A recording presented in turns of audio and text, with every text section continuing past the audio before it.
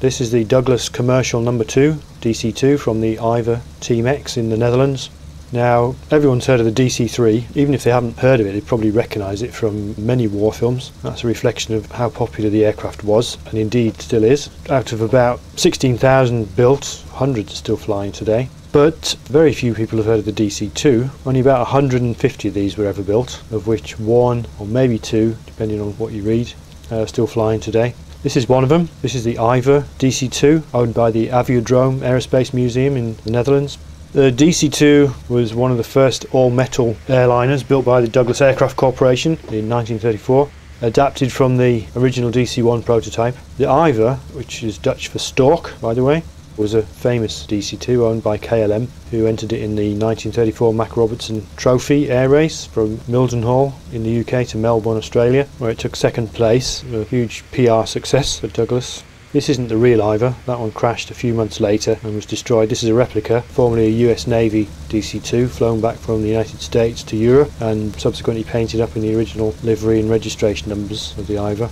Now, the success of the DC-2 is really what accounts for its rarity today. The airlines loved it, but they wanted it bigger, so Douglas built the DC-3, and the DC-2 was effectively a kind of a long-running production prototype of the DC-3, originally expected to share many parts in common. Didn't actually work out that way. Okay, that's enough history, so let's have a look at the aircraft and how it's been modelled in FSX. Not a comprehensive review, of course. I'm going to focus on two very specific aspects of handling the aircraft, namely taxiing and crosswind operations. So taxiing first. This is a tail dragger, so we already know it's going to be a handful taxiing in windy conditions. In FSX, the only part that's really significant is the aircraft wanting to weathercock into wind, but for now we're going to assume there's no wind and have a look at how to get it to and from the runway. So there are, let's say, 4 factors influencing directional control of the aircraft while taxiing. So you've got the tail surfaces, that's the tail fin and the rudder. In a twin engine plane, very little prop wash over the tail fin and rudder, so the rudder's actually not much use for steering at low speed. We've got brakes, of course, and these operate independently on the right and left wheels. The brakes in a real DC-2 were fairly notoriously puny and difficult to operate. They also lagged behind the control and faded under heavy use, so not a lot of use at all. We're much better served in FSX, which just gives us the standard and fairly effective differential toe brakes, so we can use these for steering on the ground. So not actually very realistic for a DC-2.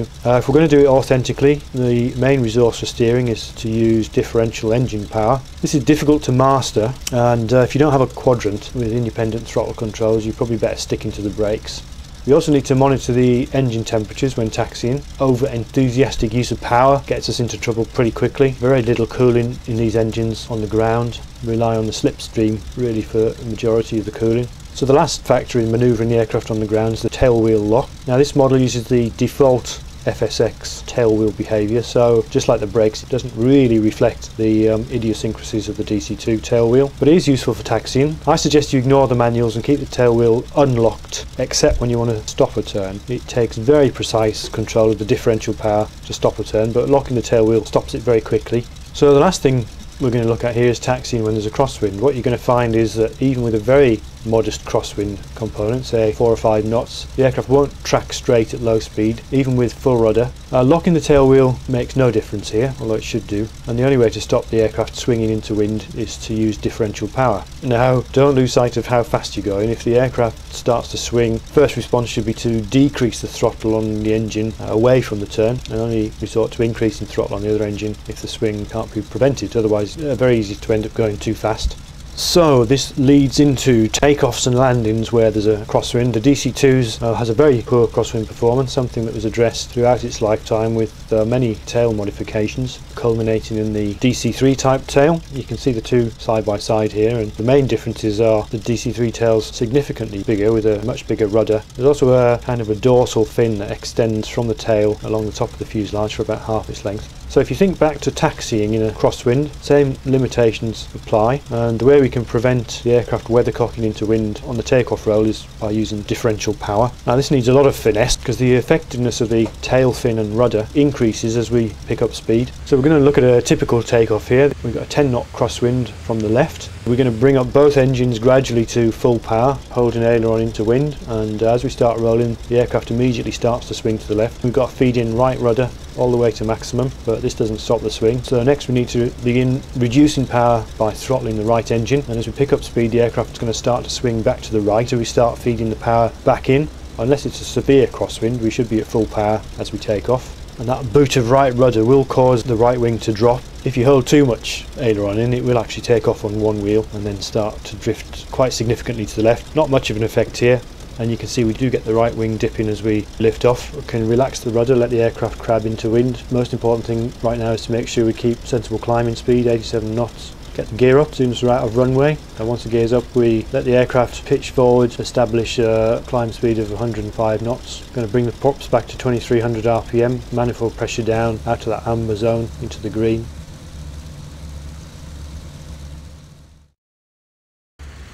So we're established on the approach here. We've got a 10 knot crosswind, a couple of miles out. Descent rate's about 500 feet per minute. We're on 2 notches of flaps here, not full flaps, holding the speed at 70. Manual recommends full flaps and approach speed of 80, touchdown at 70. I find if you use that configuration, coming far too steep, and it's actually very difficult to see the runway, and you need to do a much exaggerated flare. So 2 notches of flaps, hold it at 70, do the flare and touchdown at 60. So obviously holding it in a significant crab here, little corrections here and there, basically leaving the controls alone apart from aileron, controlling the descent rate just by very small adjustments in the engine, backing off the right engine more than the left at this stage just to start to give us a little bit of a tendency to swing it round to the right.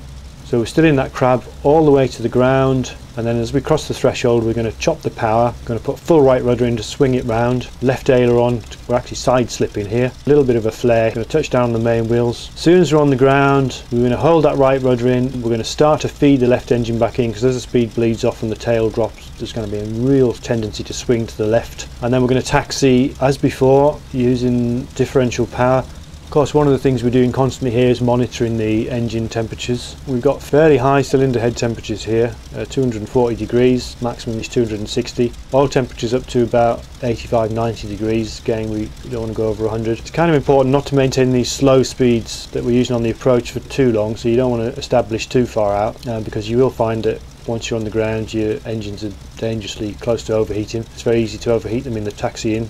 Trick really to keep these engines cooled is not to fly this airplane too slowly. As soon as you're clear of your departure you want to let it go up to 120 knots, something like that. No cowl flaps on this aircraft, so the only variable you have really is the speed of the airflow of the engines. But once you've got that under control, you just got to be sensitive to the fact that squeezing the engines too hard is going to overwork them.